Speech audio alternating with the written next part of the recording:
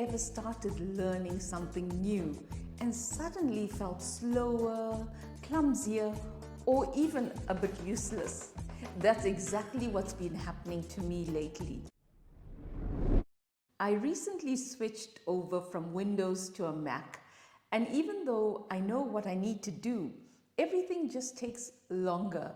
Editing videos that took me 1 hour before now takes me 3.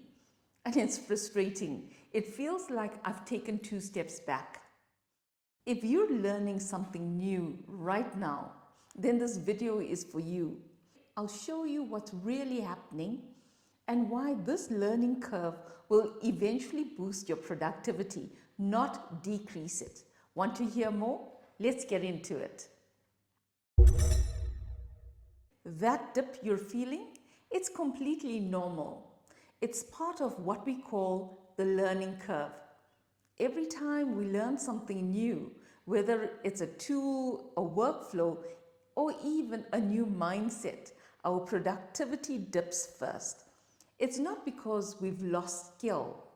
It's because our brain is busy rebuilding and rewiring neural pathways. Here's what that really means. When you do something familiar, your brain uses well-established shortcuts like muscle memory, so it's effortless. But when you introduce something new, your brain has to form new connections and temporarily divert energy to focus and consciously process each step. That's why you feel slower. Think about it this way. Most of us have used a computer keyboard for years, so our fingers fly across it without us really thinking.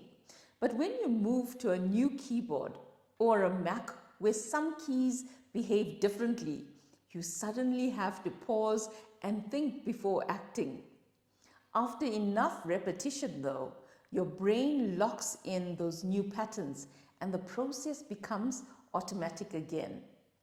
So the slowdown isn't failure, it's proof that learning is actually happening. How it shows up in my work. In the technology implementation projects I do at work, I see this all the time. When a team moves from an old system to a new one, productivity almost always drops at first. It's not failure, it's the transition. If you support people through that dip, give them time to learn, the right training, and the patience to adapt, their productivity not only recovers, it will actually surpass where it was before. Here's what the curve looks like. You start here, in your comfort zone, where things feel easy and predictable. Then, as you begin learning, there's a dip. I call this the discomfort zone, that point where frustration peaks and confidence drops. This is where most people quit because it feels like they're going backwards. But if you stay consistent, keep practicing, keep applying, you move into the growth zone. And that's where performance takes off. Eventually, your productivity stabilizes at a much higher level than when you started. So in those technology projects I mentioned, we often have to switch off the old system entirely. Why? Because if both systems run in parallel, people will naturally revert to what's familiar, the old way of doing things. By turning off the old system, you force the stay through it phase. With support, coaching, and time, people quickly adjust and soon they outperform their previous productivity levels. That learning period typically lasts anywhere from a few days to a few weeks, even for a month or 2, depending on how complex what you're learning is and how often you practice. But here's the key. You need to decide that learning period for yourself.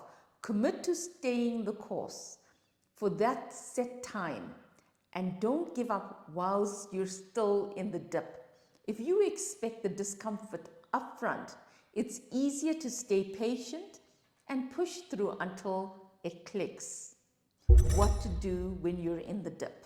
So if you're learning something new right now, a new job, a new tool, or a new way of working, here's what I want you to remember. You're not less capable. You're just in the curve. Keep your learning period short. Ask for support.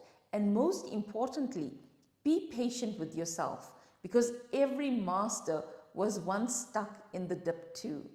So don't put your learning off just because it slows you down at first. That slowdown is part of the process that speeds you up later. And be patient with yourself during the learning period.